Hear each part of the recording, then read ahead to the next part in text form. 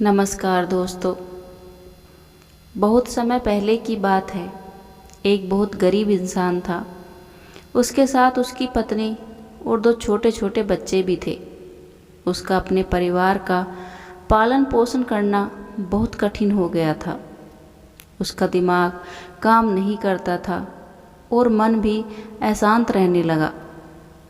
तभी उसने अपना घर छोड़ने का फैसला लिया। एक रात जब उसकी पत्नी और दोनों बच्चे सो रहे थे तो वो चुपचाप घर से चला गया। रात में बिना किसी मंजिल के वो आदमी चलता रहा। तभी अचानक उसने देखा कि एक नदी किनारे भगवान बुद्ध अपने शिष्यों के साथ बैठे हैं। उसी वक्त उसने निर्णय लिया कि वह अब सन्यासी हो जाएगा और भगवान बुद्ध का शिष्य बनकर यहीं रहेगा।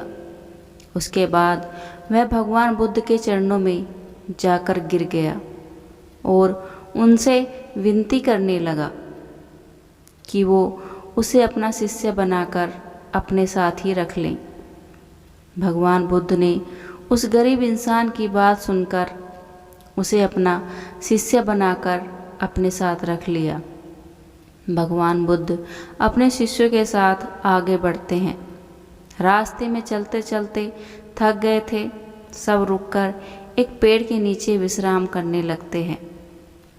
तभी भगवान बुद्ध को गर्मी के मारे बहुत तेज प्यास लगने लगती है। उन्होंने अपने शिष्य से कहा, यहाँ पास में ही एक सरोवर है, तुम जाकर वहाँ से पानी ले आओ। भगवान बुद्ध का आदेश मानकर वह सरोवर से पानी लेने चला गया। जब वह सरोवर के पास पहुंचा तो उसने देखा कि कुछ जंगली जानवर सरोवर में ऊधम मचा रहे हैं। जैसे ही वह सरोवर के और पास गया, सारे जानवर वहां से भाग जाते हैं। लेकिन सरोवर में कीचड़, सड़े गले पत्ते ऊपर तैर रहे थे, जिसके कारण उसका मन नहीं मान रहा था। उसने सोचा, इतना गंदा पानी भगवान बुद्ध पिएंगे कैसे। फिर वह बिना पानी लिए वापस लौटता है और आकर बुद्ध से बोलता है, भगवान, उस सरोवर में तो बहुत ज़्यादा गंदा पानी है, वो पीने लायक नहीं है। अपने शिष्य की बात सुनकर भगवान बुद्ध थोड़ी देर चुप होकर बोले, जाओ उसी सरोवर से जाकर पानी लेके आओ। भगवान बुद्ध का आदेश मानकर वह वापस से सरोवर की तरफ चला गया।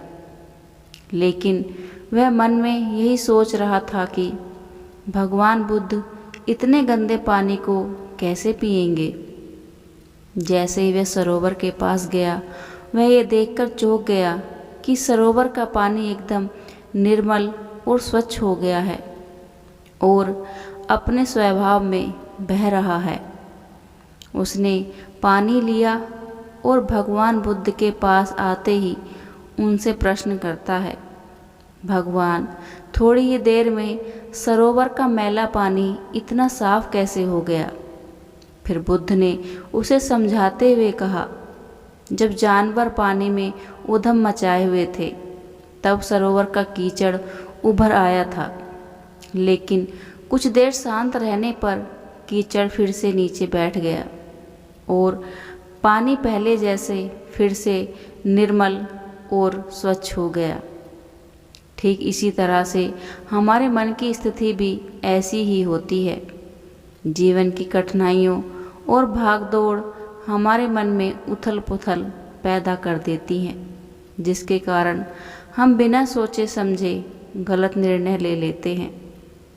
लेकिन कोई भी निर्णय लेने से पहले अगर हम अपने चित्त को शांत रखें और धैर्यपूर्वक बैठकर सोचें तो हमारे मन की वो उथल पुथल भी पानी की कीचड़ की तरह नीचे बैठ जाती है और तब हम जो भी निर्णय लेते हैं वो हमेशा सही होता है। इसलिए बुरे समय में इंसान को अपना धीरज नहीं खोना चाहिए। भगवान बुद्ध की ये बातें सुनकर उसका दिमाग खुल जाता है और जब वह शांति से बैठकर सोचता है तो उसे अपनी ही गलती नज़र आती है। फिर उसे समझ में आता है कि उसने अपना घर छोड़ने का गलत निर्णय लिया था। फिर वो भगवान बुद्ध के चरण स्पर्श करके उनसे आज्ञा लेकर अपने घर की ओर वापस चला जाता है। Thanks for watching. Like, share and subscribe. नमस्कार।